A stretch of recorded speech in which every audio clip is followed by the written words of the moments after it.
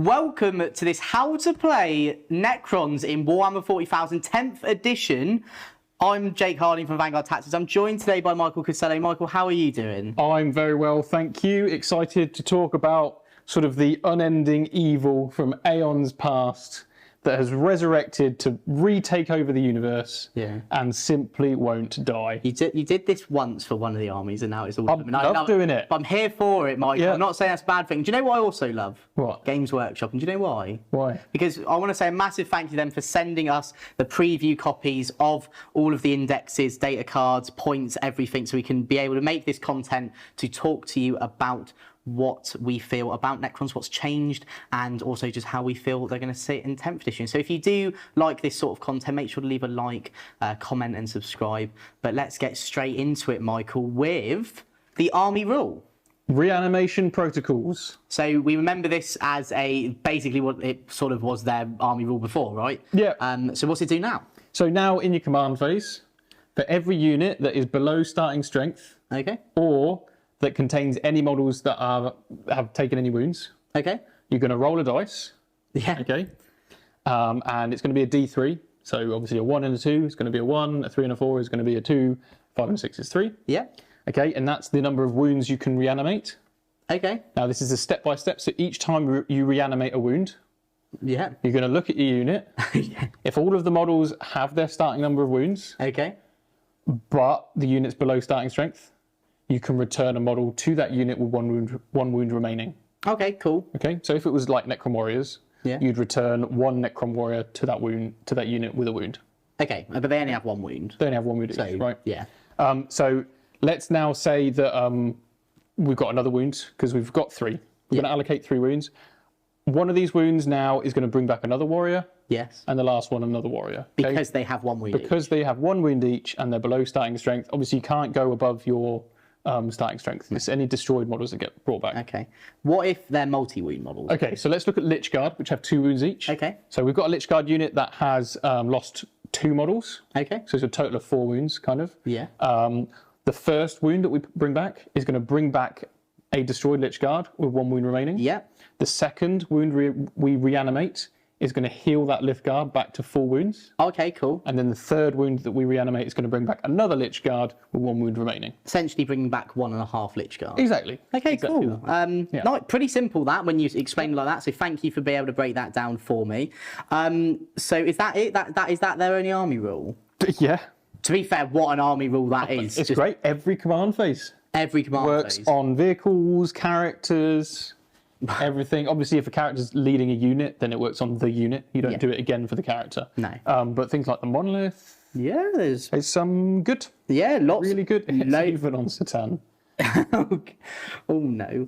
So lots of potential there. So let's look at something that probably has a bit more potential as well, being the detachment rule. The detachment rule. So I've got one qualm with this. It's very basic. Basic. If a Necron's character model is leading this unit, each time a model in this unit makes an attack, add 1 to the hit roll. That's it. Simple. It's white bread. It's simple, right? But it's simple. It's simple. It's a little dull. Yeah, I guess. For an army that has struggled with its image for a little while, for being a little bit boring, it's a little bit of a boring command protocol. But it's still effective. It's still useful. It's your still water. Isn't it? It's the index. You know, you're going to get detachments later on. Maybe a boring choice, but still an effective one, right? +1 to hit in a unit with a character, pretty good. Yeah, absolutely. So reanimation seems great. Sadly, command protocol seems a bit boring, but let's move into the enhancements, see if they could maybe bring the flavour. Cool. But before we continue, I'd like to give a quick shout out to our sponsor, The Outpost. If you're looking for great deals on your miniatures, paints and gaming supplies, we've got you covered. Their wide variety of exceptional service makes them the go-to destination for all hobby needs. So don't wait, check out The Outpost today. Link in the description below. So every army has 4. This is one of them. What is the first one? The Veil of Darkness. For me, an auto take. Once per battle, at the end of your opponent's turn, if the bearer's unit is not within engagement range of any enemy units, the bearer can use this enhancement. If it does, remove that unit from the battlefield. Then, in the reinforcement step of your next movement phase, you basically deep strike that unit. Nice. Cool. End of your opponent's movement phase. If you're not happy with where the unit is, teleport it over somewhere else. Awesome. Great, yeah, really great that. We saw it in 9th edition, and it was an auto-include in every Necron army. Potentially is still an auto-include in every Necron army. So what's the next one? Next one is Hypermaterial Ablator. Okay, very wordy, yeah. While the bearer is leading a unit, models in that unit have the stealth ability. In addition, each time a ranged attack targets that bearer's unit, if the attacker is not within 12 inches, models in that unit have the benefit of cover. Okay, that seems quite good. This is quite good, and there starts to be a few combos because you can have multiple characters in the same unit. Yes, this is one of the armies that's quite unique in that factor. Yes. We'll go into how that works a bit more in a second. But so that's pretty good. That. What's the next one? The next is the Sovereign Coronal. This is an aura. So while a friendly Necron's unit is within 6 inches of the bearer, that unit counts as being led by a Necron's character model. Okay. So this is better than you might think. Yes, because of the detachment rule. Yes, I'm assuming which gives them probably +1 other to hit. Yeah. Yep. But what that means is units that might not be able to be led by a character, like a monolith, or Doomsday Arcs or Canoptic Stalkers, now suddenly get +1 to hit. Whilst they're within, it's an aura, +1 to hit. Didn't even think of that. That is really really good. Wow. Okay. Auto include or not? It depends how you build your army. Okay. If you build your army around characters leading units, it's not an auto include. Okay. But if you want to include lots of Canoptic units, this is the way to go. Yeah. Or lots of shooting units, like your Doomsday Arcs. You might have a little character at the back, giving them all +1 to hit. Okay. Interesting. Final one. Auto include for me on a specific unit. Okay. This is the Sempiternal Weave. The bearer gains the Feel No Pain 4+ ability. Okay. Just the bearer. Just the bearer. Interesting. I'm quite excited to see why you think that's an auto include, but we can go into that in a second. For a specific character. So, and we're going to cover that. It depends how cheap it is, right? Yeah. But it's pretty cheap. Yeah. So. With the release of Warhammer 40,000 10th edition, at Vanguard Tactics we've put together the perfect course for you. If you're already playing 9th edition but you want to seamlessly transition into the new edition, leave behind everything you know about 9th and understand everything you need to know about 10th, then this short course is going to be ideal. We break down all the complexities and give you step-by-step guidance on how to really make the most from 10th edition. We're going to help you understand all the basics of the game and then some top tips along the way to help you really get the most from your army and your playing experience. And if that's something you want to do and get signed up on our short course which you can study in your own time, then do check out the links below and get signed up to our accelerator program. Then we've got 6 stratagems to go through. As you know, there are 6 stratagems for everyone. Yep. These are the Necron 6. What are we starting with? We're going to start with Protocol of the Undying Legions. Okay. The tip of our soon-to-be-revealed iceberg of reanimation protocols. So it's 1 CP in your opponent's shooting phase or fight phase, just after an enemy unit's resolved its attacks. You choose a Necron's unit that has lost 1 or more models from those attacks. Your unit now activates its reanimation protocols and reanimates D3 wounds. If a Necron's character leads the unit, you get D3 +1 in wounds instead. So let's say you shot some warriors. Yeah. They lost maybe 4 guys. Yeah. Okay. This would activate and it reanimates D3 wounds because that's what it says on the stratagem. D3 +1 if there's a character. Okay.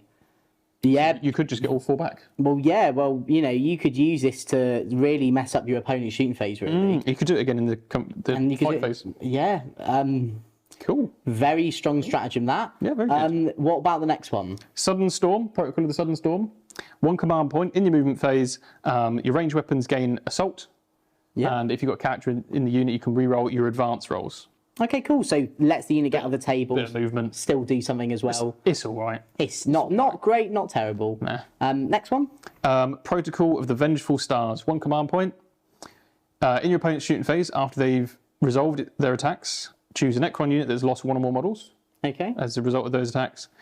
Your Necron's unit can shoot as if it were the shooting phase and must target them, but only if they're eligible. In addition, if the Necron's character is leading your unit, you get ignores cover. Okay, again... It's not bad. I mean, some of the shooting from the Necron units is okay, but you have to lose a model to get this, which means it doesn't work on a monolith. It doesn't work on some of your other units. Quite cool, actually, on the Silent King. Sorry. Yeah. Because you could lose a men here. Okay. And then just shoot the Silent King at them. Oh, okay. So that's probably the most powerful use of it. Yeah, most likely. I think that's more of a niche stratagem, like it involves your models die. Equally, could you combo this to maybe lose a warrior, shoot at someone, and then bring them back? Would that have an effect or not really? Would it not? Yeah, I suppose you could choose the order because they both happen at the same time. Yeah.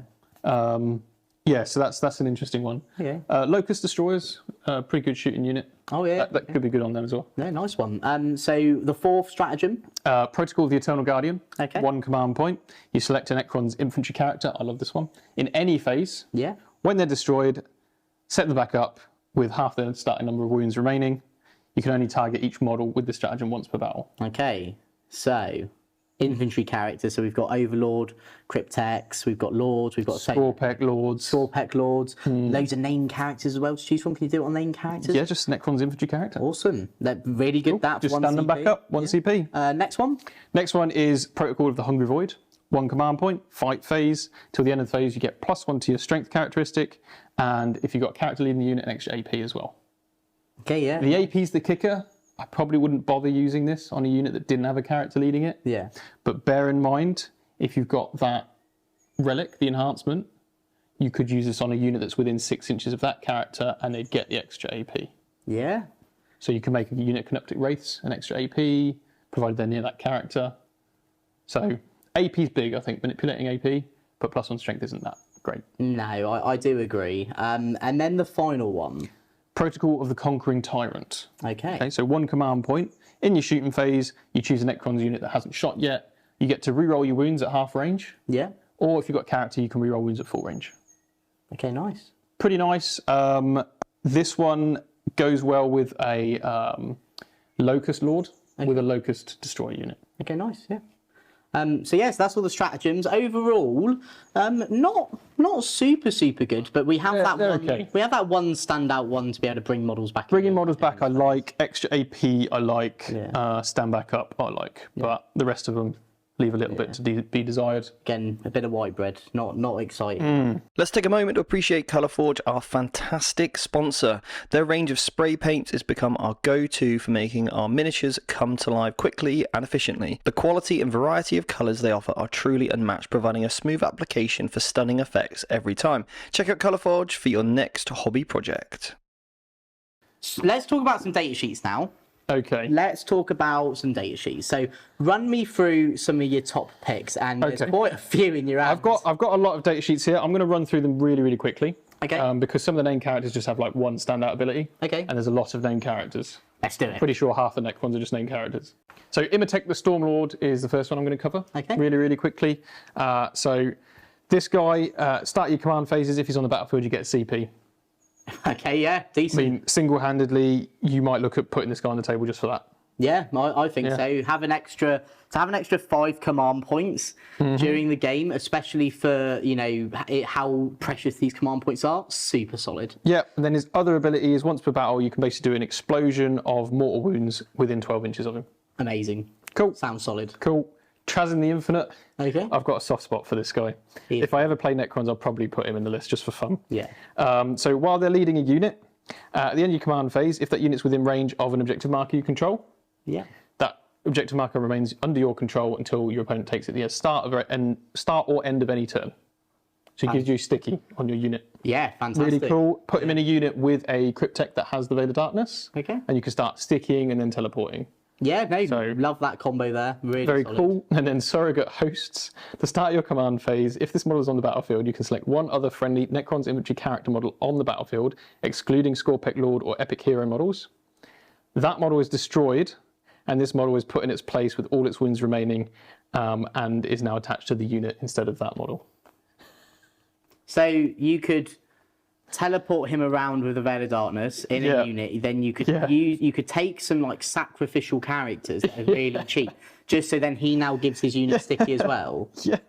Wow, okay. It's pretty cool, and it's a bit weird actually, because you could replace a Cryptech, and then you'd have him and a Lord in the same unit, which normally you couldn't do because they're both Lords, essentially. Yeah, okay, interesting. I think that's hilarious. That is hilarious. I haven't yet thought of a good use for it. Maybe just to you need to sticky somewhere, Yeah. but then you're killing your own model, which is a bit sad to say. Yeah. But I still think that's funny.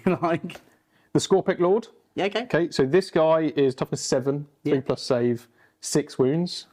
I personally would give this guy the 4 Feel No Pain. Yeah. If it's cheap enough, because I think it just keeps him alive. He walks into combat with 4 attacks, hitting on 2, strength 10, AP 3, flat 3 damage. Okay. So pretty tasty. He gives his unit lethal hits, which isn't great, because his unit gets devastating wounds on the charge when you use a plasma sight. Okay, But is otherwise good. If it weren't for the devastating wounds not working, he does do basic D3 mortal wounds when he charges. Okay, cool. Which is nice. Yeah, sounds decent. The only unit that can join Scorpic to make them hit on 2s. Yeah, nice. Again, not great, not great, not terrible, right? Lord. This is just a Lord, not an Overlord. Yeah. Okay. And not the singer. And not what? Not the singer. No. Okay. So you get +1 to the move of the unit he's leading, and you can use stratagems on that unit even though they're battle shocked. Okay, nice. Very useful for reanimation. Yeah. That stratagem. Okay, cool. Even if they're battle shocked. And then this guy can have a resurrection orb, like the Overlord. While the bearer is leading the unit, that unit's reanimation protocols activate at the end of your opponent's command phase in addition to at the end of yours. So. Yeah, I'm starting to see it. You're going to get D3 models back before they've even had their turn. Wow, okay. We love to see it. Orican the Diviner. Okay, another named epic character. hero. This is a Cryptek, essentially, so it can join a unit that a law's already in. Okay. 4+ invulnerable save on the unit. Yeah. 20 warriors, 4 invuln. I like it. Yeah, great. And then once per battle, he can buff himself. He can triple his attacks and strengths. Okay. Cool. So he's strength 12 with like what? 6 strength attacks? 12, yeah, 6 attacks. He becomes a bit of a beat stick once per battle. Yeah. I actually think he's really good. Yeah, maybe definitely probably goes in the basket, right? Yeah. Yeah. Technomancer gives you a 5+ Feel No Pain on your unit. Very good with Lich Guard, but equally just as good with 20 Necron warriors. You're noticing a Just trend here. Keeping them alive. Can heal a Necron's model for D3 wounds. Yeah. But it's not reanimation, it's just healing. Okay, sweet. So can't bring models back with it. Necron warriors. Right, here's the kicker. Each time this unit's reanimation protocols activate, it reanimates D6 wounds instead of D3. Unless it is within range of an objective marker you control, in which case it reanimates D3 +3 wounds instead. So minimum 4. Minimum 4. So now if you use the stratagem on them, the stratagem takes precedence, so it's still D3 +1 with the character. Okay, cool. But each time the resurrection orb works, you're going to get D3 +3 back in your opponent's command phase, in your command phase. And potentially with stratagem as well. Well, not with the stratagem. Not with the stratagem. But you could still get models back phase, with the strat anyway. But it doesn't stop there. Okay. We've got the Canoptic Reanimator. You're not telling me that this guy... You're not telling me this guy is finally good. He is good. Really? Possibly too good. Oh, okay, interesting. So aura of 12 inches. Yeah. Each time a Necron's unit's reanimation protocols activate, that unit reanimates an additional D3 wounds. So in your command phase, you're getting 2d3 +3 Necrons back on your objective. Oh my. So minimum 5. The same in your opponent's command phase. Say 10. And then if you minimum the strat. At minimum, mind. This does stack with the stratagem because it says it reanimates an additional D3 wounds. So when you use the stratagem to reanimate, you reanimate 2d3 +1. That's right. Oh my. Okay. After your opponent's attacked. Oh, I feel faint. And you don't even have to see this guy. This guy could sit behind a building and do it because it's a 12-inch aura. It only took 3 years, but fair play. It's an auto include. I'd be tempted with 2 of them. I think they've got Feel No Pain 4+, for God's sake. So they're actually tanky. They're actually pretty tanky. And remember that when they themselves reanimate, they're going to reanimate 2d3 wounds. So if you don't kill it, it's probably just going to heal itself back to full. Absolutely unbelievable. Nice one. So next data sheet then. One of my favourites, Lich Guard. Okay. These guys, when there's a noble in the unit, they're -1 to be wounded. Okay, fantastic. Bear in mind they're toughness 5. So pretty decent that. Yes, it's not just if the strength is higher than their toughness. No, so they're always -1 to wound. Yeah, so there's another unit in the game like that as well. So it's nice to see they've got that as well. Really good. So if you put a strength 4 unit into them, you're going to suffer. Yeah. Because that's 6 is to wound. Nice. They can have a shield for a 4+ invulnerable save, and of course you can put Cryptek in there. Yeah. 4 or 5 Feel No Pain. Super tanky. Yeah, and you can bring back a bunch of them back if you've got the Canoptic Reanimator. Nice one. Crypto Thralls, you can put these guys in with a Cryptek. Yeah. In addition to whatever unit they're leading. These guys have the Feel No Pain 4+ ability and 2 wounds each. so they can tank a few wounds. And if anybody's got precision, they're going to give the Cryptek Field and Pain 4+ as well, just to keep them alive. Okay, nice. Yeah, well, these Cryptek seem really valuable, so having those seem good. Scorpex. Yeah. Plasma Sight gives you devastating wounds. They've got 4 attacks each. No longer 2 different weapon types, just 1. Oh, good. 4 attacks each, hitting on 3s, 2s with the leading character. Strength 7, AP2, 2 damage. Nice. Devastating wounds, toughness 6 now. Okay, nice. The Deceiver. Okay. I like the Deceiver. Well, I'll run through the Satan really quickly, or the 2 named ones, other than the Void Dragon. This guy gives you a redeploy. So after both armies are deployed, before you roll off first turn, you can pick 3 Necrons units, and you can put them in strat reserve or set them up again with deployment. Yeah, really good that. Really and like the other Satan, halves incoming damage. Really solid. This guy is toughness 11. Wow. 4+ save, 12 wounds, OC 6, 4+ invulnerable save. Wow, okay. And stealth. And stealth. So -1 to be hit. Yeah. 8 attacks, hitting on 2s, strength 8, AP3, 3 damage. Okay. This guy slaps. Quite scary, actually. The Deceiver, I like the Deceiver a lot. Yeah, he's good. He's really good. The Nightbringer. Yeah. Okay, end of the fight phase, roll a d6 for each enemy unit within 6 inches. Yeah. On a 4+, d3 mortal wounds. Nice, just dish out some mortals. Yeah, nice. Half incoming damage again. But I'll talk about one of his things, well, 2 actually. He's got Gaze of Death. Yeah. Which is d3 shots, 2+, strength 12, AP2, d6 + 3 damage. Bam! Bang, dead. And then Scythe of the Nightbringer's strike profile is 6 attacks, 2s to hit, strength 14, AP4, d6 damage, devastating wounds. So proper good that. Proper good. Really, really tasty. Very tough. Ophidian Destroyers have the ability to go up into the sky at the end of, tunnel underground, at the end of your opponent's turn, and then turn up again. Nice. Really good utility piece. Nice. Right. The creme de la creme of this reanimation protocol nonsense. So this is our cherry on the Bakewell tart we take off, and that is... The Ghost Ark. Tell me about the Ghost Ark. Okay, so you're never going to kill it, because it's toughness 9 with a 3-up save, 14 wounds and a 4-up invuln. Yeah, and it's got reanimation. And it's got reanimation protocols. Okay. Once per phase, just after an enemy unit finishes making its attacks, okay. if one or more friendly Necron Warriors units within 3 inches of this model lost 1 or more wounds as a result of those attacks, this model can use this ability. If it does, select one of those Necron Warrior units. That unit's reanimation protocols activate. Okay, and it has a 4-up normal save. Yeah. The cool thing is here, because it says reanimation protocols activate, you get your D3 + 3. Yes. Sorry, your 2D3 + 3. Yes. Sorry, you misspoke. You said cool. It's not cool. Let's put him down there. Right, okay. Now, let's go on to something that I do think is cool. The Monolith. The Monolith, yeah. Tell me about the Monolith. I actually think Monolith might be an auto-include for me. Okay. Interesting. So it's toughness 14, 2+ save, 20 wounds. Okay, cool. Nice. OC 8. Nice. Cool. Yeah.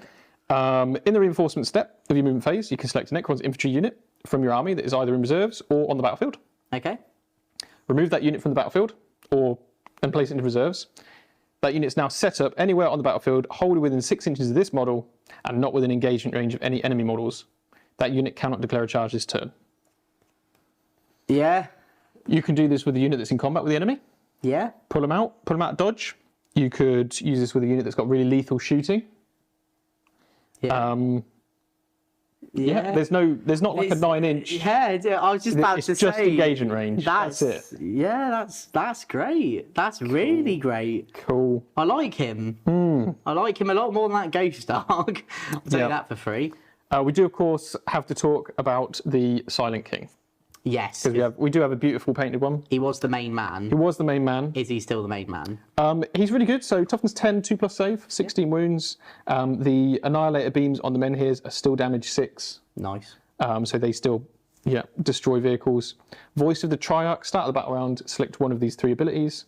So one of them is ranged attacks, reroll 1s to hit and 1s to wound within 6 inches. Yeah, decent. Decent. Reroll charge rolls within 6 inches. Yeah. Okay. Again, decent. And then ignore modifiers to your characteristics and any tests within 6 inches. Okay, that's mega decent. Yeah. Really good. Really good abilities. And then once per turn, end of your command phase, you can basically unbattle shock one of your battle shocked units. Oh wow, okay, that's really good actually. Yeah, I like that. It's pretty cool. He's got a bunch of ranged weapons with a few different, well, he's got 2 ranged weapons with different abilities, and his Scythe of Dust is okay in combat. Okay. He's cool. I don't really like him personally. Okay. I prefer using the other tools in the shed, the monolith. You don't want to take too many expensive units. Right, the very final. You thought we talked about the icing on the cake, or the cherry bake. We're not even going to talk about cherry bake wars, because This is the foil. you don't even eat the cherry. No, I don't know who does. This is the foil on it. Okay. Which is the Convergence of Dominion. Yeah, the terrain piece. AKA, as Seb calls it, the speakers. Yes. Tell me about the speakers. Reanimation nodes. While a friendly Necrons unit is within 6 inches of this fortification, each time that unit's reanimation protocols activate, you can re-roll the dice rolled when determining how many wounds are reanimated. So now we're reanimating on our warrior blob 2d3 plus 3, re-rolling the dice. In the command phase. In the command phase. And then 2d3 plus 3 because of the ghost arc in your opponent's shoot phase after they've shot you. And then you could spend the strat to bring 2d3 plus 1 after they've shot you as well. And you could do that straight away. Then, in the end of their opponent's command phase, you can also bring back 2d3 plus 3. That's right. Yeah, and you can re-roll any of the dice. When does it end? When does it end? It doesn't. No, it's called Undying. It's called the Undying Legion. Why? I don't. It doesn't die ever. They're also toughness 11 with a 2-up save and 10 wounds each. 10 wounds each. And there's 3 of them. Wow. Okay. And they're going to shoot flat damage 3 weapons at you for some reason. Cool. That was my talk on reanimation protocols being insane. Yeah, so as you can imagine, Lord, big unit of 20 warriors, Cryptech, Ghost Arc, Reanimator, the special terrain feature, the Convergence of Dominion, Monolith in there as well, so you can get them out of dodge. You've got an indestructible unit there nearly. Yeah. Before we go to round up, Michael, how do you feel Necrons play the secondary game in the form of, do you feel they're going to be a more fixed play style, say picking your secondaries before the battle, or a more tactical play style with drawing cards? Okay, so this is very interesting. Okay, so I think if you build it right with a couple of units, maybe some Ophidian Destroyers hanging around, you can definitely play the tactical missions. Okay. I think fixed is probably the best way to play Necrons. Yeah. Because things like storm hostile objectives, you can lose a bunch of Necrons. Yeah. Okay, and then in your command phase, you can reanimate onto the objectives. Yeah. And you're already taking them off your opponent. Something like storm hostile objective cleanse. Yeah. Anything that requires you to hold objectives really well and do actions on them in no man's land. Those are fantastic fixed secondaries for you. Okay. Sorry, fixed missions. Yeah. For you. But if you really want to, you could do tactical. Okay, but you think fixed would probably be better? Fixed is better and focusing on certain areas of the board with the army. Okay, amazing. Well, that's all we have time for today, guys. Again, just a massive thank you to Games Workshop for sending us the preview copies of all this. If you are liking what you're seeing and you want to see more of this for multiple factions, we've done multiple, make sure to check them out. Be a Necron. Keep coming back. Yeah. Please. Obviously, like, subscribe if you do want to see more, and equally put a comment down. Tell us what your favourite thing about Necrons is, if you're going to play them, if you don't like them, just anything. We love to hear all your feedback regarding anything Warhammer 40k 10th edition. And we will see you in a video shortly.